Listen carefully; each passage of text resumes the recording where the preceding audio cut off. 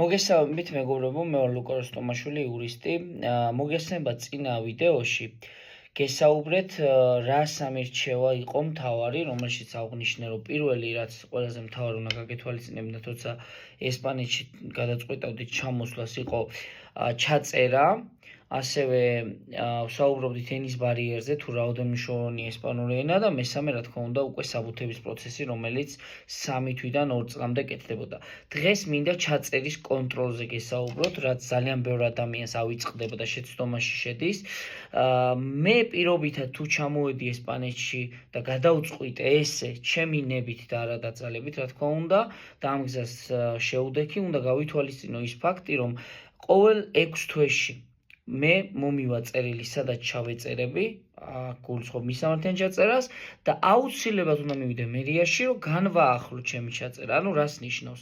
უნდა მივიდე იქ, სადაც მე მერიაში, ესე ვთქვათ, თავის დროზე ჩავეწერე და ვუთხარ, რომ მე ნამდვილად აქ ვიმყოფები.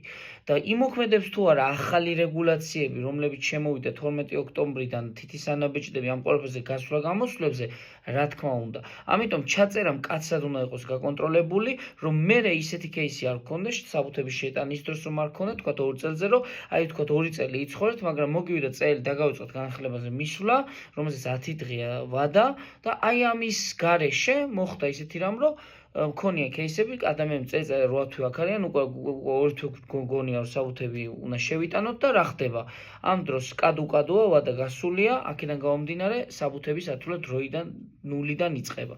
ჩემი რჩევა მუდმივად აკონტროლოთ მერიაში ყოველ 6 თვეში მოსული წელი და თავადაც მიხვიდეთ, თუ საჭირო რომ ნახოთ როგორ არის თქვენი განახლების სიტუაცია.